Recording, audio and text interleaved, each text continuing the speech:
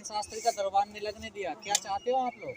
देखिए वो लगेगा भी नहीं, क्योंकि जैसे ही एफआईआर दर्ज हुई ना, तो ये जो कुएं के मेंढक थे, फिर इनको इनकी हैसियत भी पता ना, बिल्कुल डरपोक वो लोग हैं कि जब तक इनको लगता है कि प्रशासन शासन हमारी मदद कर रहा है और जब तक मीडिया दिखा रहा है तो हम शेर हैं, और जब इनको पता चलता है ना, जब इन पे एक आध डंडा पड़ जाता है, जैसे कानून का डंडा पड़ गया उसके भाई पे, तो अब ये दोबारा दिखाई नहीं देगा किसी भी हालत में, और दिखाई देना बाई चांस दिखा भी तो अब ये हिंदू राष्ट्र की बात नहीं करेगा भूल करके, अब ये अपनी हैसियत में रह करके बात करेगा, तो इसीलिए अपनी दिखेगा। धीरेन्द्र शास्त्री को लेकर शिवराज सिंह से सवाल पूछा गया, वो भी कन्नी काट गए, चुप रहे, वो भी कुछ नहीं बोले। नहीं तो सत्ता की शासन की ये तो वो है ना, उनका नियम है कि जैसे बड़े बड़े संत उस समय जब पकड़े गए थे, आसाराम बापू जब पकड़े गए थे, तो ये सारे के सारे नेता वहां जाते थे पहले पकड़े जाने से पहले। जब वो और उसका लड़का पकड़ा गया तो ये तमाम लोग गायब हो गए, जैसे गधे के सर से सींग, जैसे राम रहीम पकड़ा गया था, याद है ना आपको? उस समय सारे लोग नेता वहां जाते थे, लेकिन उन्होंने खुद बुला करके उसको जेल में पहुंचा दिया, वहां अदालत बुला करके। और ऐसे बहुत सारे बाबा जो पकड़े गए, जिनके पास दिन रात ये राजनीतिक लोग जा करके मत्था टेकते थे, और जैसे ही इनको पता चला बदनामी फैल गई या अरेस्ट हो गए, तो वो पहले भाग जाते हैं, उनको छोड़ के चले जाते हैं, और ये कहते हैं कि फोटो तो भाई हम तो किससे भी साथ किस वाले फोटो की भी कई लोग कह रहे हैं जो धीरेन्द्र शास्त्री जो टोपी लगाता है ना, ये पेशवाओं वाली टोपी यार, पेशवाओं वाली ये बातें करता है। नहीं बिल्कुल, देखो ये वो पेशवाओं के जो जिनको हराया था, हमारी महार रेजिमेंट ने हराया था, और जिन पेशवाओं से इस देश में जो छुआछात करते थे, हमारे महार लोगों को जो आज़ादी दिलाई, भारत के शूद्रों को, मराठों को आज़ादी दिलाई, ये दोबारा से उसी देखिए, चाहे पेशवा हो, ब्राह्मणवादी पेशवा हो, चाहे मनुवादी, तो पेशवा भी तो ब्राह्मण ही थे ना वो। हाँ, नहीं तो लेकिन मनुवाद को लाना चाहते हैं ना हर तरीके से, टोपियां अलग रहेंगी, चेहरे अलग रहेंगे, इनके कपड़े अलग रहेंगे, मगर अंदर खाते सब मिला करके उस मनुवाद को ये दोबारा से इसको यहाँ इस देश में लागू तो ये धीरेन्द्र शास्त्री पेशवाओं के रास्ते पे चलना चाह रहा है। प्रतीक है, वो प्रतीक होते हैं, उनको बता रहा है, इशारा कर रहा है कि मैं तुम्हारा आदमी हूँ, जबकि वो उससे वैश्य है, अपने उससे तीसरे वर्ण का है, लेकिन वो दिखा रहा है कि मैं तुम्हारा ही काम कर रहा हूँ, तुम्हारा वो प्रतीक बता रहा है, ये इशारे होते हैं। तो उसने इशारा कर दिया कि मैं तुम्हारा ही आदमी हूँ और तुम्हारे मनुवाद को लागू करने के लिए काम कर रहा हूँ।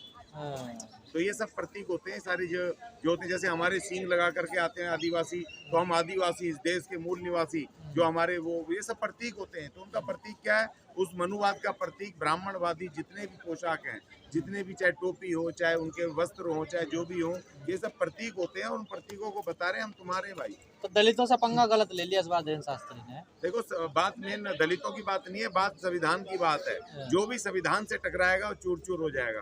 भारत का संविधान 26 जनवरी 1950 से जब से लागू हुआ है, बड़े बड़े खलीफाओं ने इसको तोड़ने की कोशिश की है, बहुत सारे कांग्रेस इसको तोड़ने की कोशिश करते करते चली गई, चल बसी, उसका भी बिल्कुल आखिरी सांस ले रही है, और बहुत सारे आई, जनता पार्टी आई, उसने भी अपनी अंतिम सांस लेके खत्म हो गई, और अब ये आई, और अब ये केजरीवाल एंड कंपनी, इसने इसको खत्म करने की कोशिश की थी भारत के संविधान को, आज जेलों में सड़ने जा रहे हैं सारे के सारे।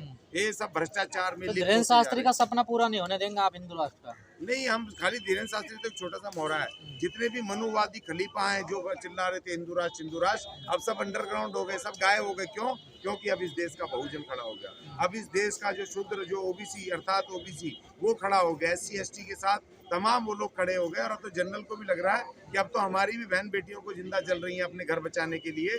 अब वो भी, उसमें से भी जो प्रोग्रेसिव लोग हैं, या जो ये समझते हैं कि बहन मायावती जी का न्याय के शासन बहुत जबरदस्त था उनका, और उनको प्रोटेक्शन मिलती थी, अब वो भी उनके साथ आ रहे हैं। मुस्लिम समाज माइनॉरिटी में, और क्रिश्चियन, योगी जी कहते रहे हैं मट्टी में मिला दूंगा माफियाओं को। सर देखिए, ये तो सिर्फ कहने की, और ये लोकतंत्र के विरुद्ध है। एक मुख्यमंत्री इस तरह की अभद्र भाषा, अलोकतांत्रिक भाषा का, धमकी देने की भाषा का इस्तेमाल करता है, वो इस देश के लोकतांत्रिक व्यवस्था के विरुद्ध है, इसकी संविधान की मूल भावनाओं के विरुद्ध है।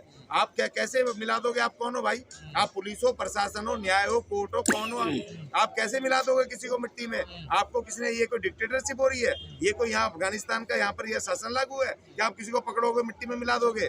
आपका काम है इसको, संविधान को लागू करना, और हमारा भारत का महान संविधान, उसका एक प्रोसेस है न्याय का, कि अगर किसी ने क्राइम किया पुलिस पकड़ेगी, और उसके बाद उसको कोर्ट में ले जाएगी। कोर्ट तय करेगा कि इसको किस तरह की सजा देनी है या बरी करना है, क्या करना है, सबूत और उसके आधार पे। आप कौन होते हो करने वाले? ये यही तो चाहते हैं, उसी मनुवाद को ला करके कि कमजोरों को अगर इनके सामने बोले तो उनको मिट्टी में मिला दें, उसी समय उसको खत्म कर दें, पीटें, प्रताड़ना दें और ताड़ना करें। उसी व्यवस्था को तो लाने की कोशिश कर रहे हैं, मगर वो हो नहीं सकता, असंभव है, किसी हालत में होगा नहीं इस तरह की ये बातें। तो इसलिए हम कह रहे हैं कि अब ये किसी भी हालत में मनुवाद जो है अब अपने आखिरी सांसें ले रहा है। देखिए जब जिसकी आखिरी समय होता है ना, तो बहुत ज्यादा वो हल्ला मचाता है, बहुत ज्यादा बह करता है और वो उसका फिर आखिरी अंतिम संस्कार हो जाता है। मनुवाद का आखिरी समय चल रहा है। बिल्कुल आखिरी समय चल रहा है, क्योंकि जिस तरीके से पिछड़ों को समझ आ गया कि भाई हम जिस मनुवाद को ढो रहे थे, जिन धर्म शास्त्रों को और जिनको हम ढो रहे थे, उसमें तो हम गालियां लिखी हैं। हम तो जिनका आयोजन करवा रहे थे, वो तो उल्टा हम ही पैसे खर्च कर रहे हैं, हम ही यहाँ भीड़